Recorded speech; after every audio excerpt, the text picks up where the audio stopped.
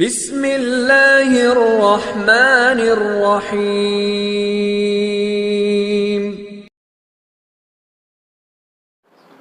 بسم اللہ الرحمن الرحیم۔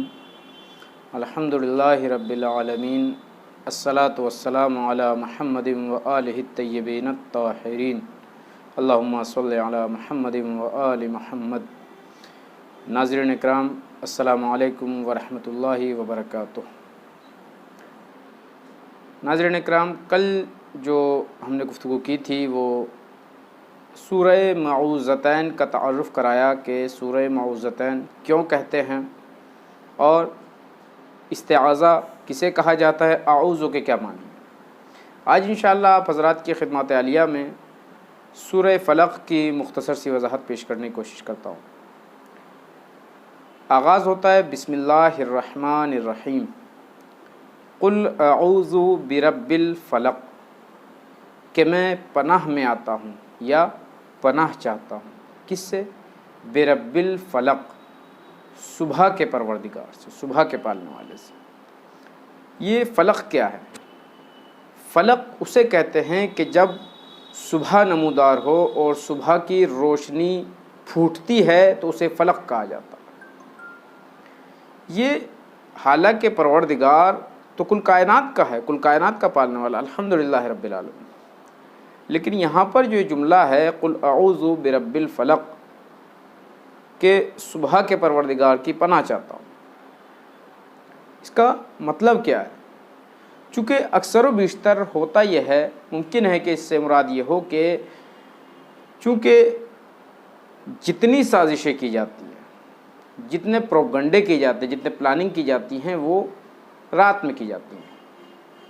یا یہ کہا جائے کہ جب انسان کے اوپر سازشیں ہوتی ہیں، وہ سازشوں میں گھر جاتا ہے تو گویا یہ ہے کہ اس کی زندگی میں جو ہے تاریکی چھا جاتی ہے۔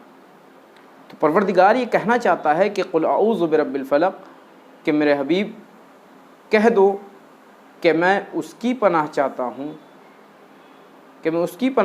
ہوں، کہ جو صبح کو نمودار کرنے والا وہ پروردگار کہ جو صبح کا پروردگار ہے، یعنی کہ جو تاریکیوں سے روشنی کی طرف لے کے آتا ہے۔ اس کے بعد قل اعوذ برب الفلق من شر ما خلق، اس آیت کو دقت کے ساتھ سمجھنے کی ضرورت ہے۔ قل اعوذ برب الفلق من شر ما خلق، یعنی اس سے پناہ چاہتا ہوں کہ جو جس چیز کو اس نے پیدا کیا، تمام کائنات کی جتنی بھی چیزیں ہیں اس کو خلق کیا ہے اس نے، اس سے جو شر پیدا ہوتے ہیں۔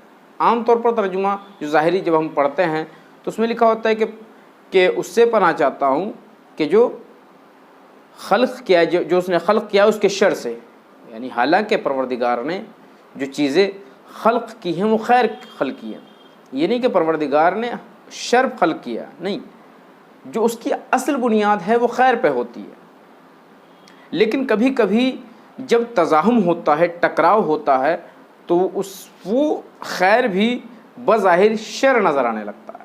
مثلا ایک عام سی مثال لی جائے کہ جیسے الیکٹرک یعنی لائٹ کے جو تار ہوتے ہیں، ایک پلس پوائنٹ ہوتا ہے، ایک مائنس پوائنٹ ہوتا ہے، ایک گرم ہوتا ہے، ایک ٹھنڈا ہوتا ہے، دونوں خیر ہیں، دونوں اپنے طریقے سے کام کرتے ہیں، روشنی مہیا کرتے ہیں، لیکن اگر دونوں میں ٹکراؤ ہو جائے تو اس سے شر پیدا ہو جاتا ہے۔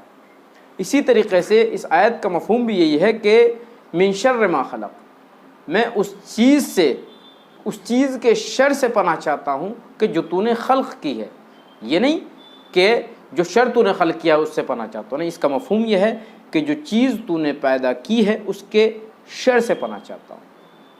اس کے بعد من شر ما خلق ومن شر غاسق اذا وقب، اور میں رات کے شر سے پناہ چاہتا ہوں۔ غاسق کسے کہتے ہیں؟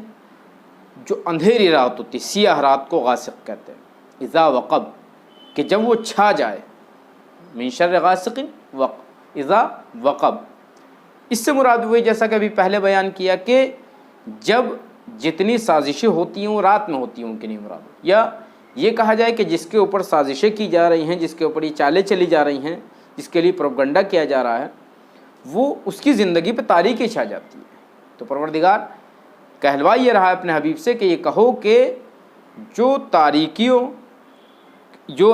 چھا جاتی ہیں اس سے پناہ چاہتا ہوں۔ اس کے بعد ومن شر النفاثات فی العقد، اب یہاں پر بھی اس آیت کو بڑے دقت سے سمجھنے کی ضرورت ہے۔ ومن شر النفاثات فی العقد، ظاہری ترجمہ اس کا یہ ہے کہ میں پناہ چاہتا ہوں کہ جو گروہوں پر، یہ کہا جائے، بعض ترجمہ میں لکھا گا کہ بعض گنڈوں پر یعنی تعویذ وغیرہ پر جو پھونکنے والیوں کے شر سے۔ یہ پھونکنے والے سے مراد کیا؟ نفاسات، نون فے سے، اس سے مراد کیا؟ یعنی پھونکنا۔ جس طریقے سے محاورے استعمال ہوتے ہیں اور یہ ہر زبان میں استعمال ہوتا ہے نفاسات، اس پھونکنے سے مراد صرف یہ نہیں ہے کہ جو عام طور پر گٹھے لگا دیتے اور اس کے بعد پھونک مارنا، نہیں، ممکن ہے اس سے مراد یہ ہو کہ نفاسات، پھونک مار دینا۔ کبھی کبھی یہ ہوتا ہے کہ اگرچہ یہ محاورہ استعمال ہوتا ہے ہمارے یہاں پر، ایک بندہ ہے وہ ناراض ہے لیکن ہم نے اگلے دن دیکھا کہ وہ بندہ اسی انسان سے خوش ہے، تو ایک برابر والا ہے نا کے بعد کیا کہتا ہے، یہ بتاؤ تم نے اس کے کان میں کیا پھونک ماری ہے۔ اسی طریقے سے فساد پیدا کرنے کے لیے بھی کچھ باتیں اس طریقے سے پیش کی جاتی ہیں، یعنی کسی کے کان میں پھونک مار دینا، اسے ورغلا دینا، اسے بہکا دینا، کسی کی جھوٹی اس پر تہمت لگا دینا، یہ تمام چیزیں پھونکنے کے استعمال میں آتی ہیں۔ عقد کیا چیز ہے؟ عقد کہتے ہیں یعنی کسی چیز پر گرہ لگا دینا، باندھ دینا، اسے عقد کہتے ہیں۔ اور اسی سے عقیدہ بھی نکلا ہے۔ عقیدہ اسی لیے کہتے ہیں کہ جب انسان جو ہے اپنے ایمان کی گرہ لگا لے ان تمام چیزوں سے تو اسے عقیدہ کہتے ہیں۔ اور اسی سے نکلا ہے عقد، کہ جب دو لڑکا اور لڑکی ایک بندھن میں بندھ جاتے ہیں تو اسے عقد کہتے ہیں۔ تو یہاں پر بھی یہ وہی عقد ہے کہ جو گروہ میں پھونک مار دیتے ہیں، جو گروہ میں فساد پھیلا دیتے ہیں، ان کے شر سے پناہ چاہتا ہوں۔ اس کے بعد ومن شر حاسد اذا حسد، اور حاسدین کے شر سے پناہ چاہتا ہوں کہ جب کہ وہ حسد کرے۔ اب دیکھیں دو چیزیں ہوتی ہیں، ایک چیز ہوتی ہے غبطہ، ایک چیز ہوتی ہے حسد۔ حسد میں اور غبطہ میں کیا فرق ہے؟ حسد یہ اسے کہتے ہیں کہ کوئی چیز، کوئی نعمت ہم نے اپنے مومن بھائی کے پاس دیکھی اور ہم نے چاہا کہ یہ جو نعمت ہے اس کے پاس نہ رہے، اس کے پاس سے بھی ختم ہو جائے، مجھے ملے یا نہ ملے اس کے پاس سے ختم ہو جائے، اسے حسد کہتے ہیں۔ لیکن ایک چیز ہوتی ہے غبطہ، ہم نے دیکھا کہ ہمارے کسی مومن بھائی کے پاس کوئی شے ہے، کوئی نعمت ہے، ہم نے چاہا کہ پروردگار جیسی نعمت تو نے میرے مومن بھائی کو دی ایسی ہی نعمت مجھے بھی عطا ہو، یہ جو چیز اس کے پاس ہے وہ چیز میرے پاس بھی ہو، اسے غبطہ کہتے ہیں۔ اس میں کوئی مشکل نہیں، لیکن حسد جو ہے یہ بہت غلط شے ہے، اور جو حسد کرتا ہے وہ احباب شیاطین میں ہوتا ہے۔ فقط والسلام علیکم ورحمۃ اللہ وبرکاتہ۔ صدق اللہ العلی العظیم۔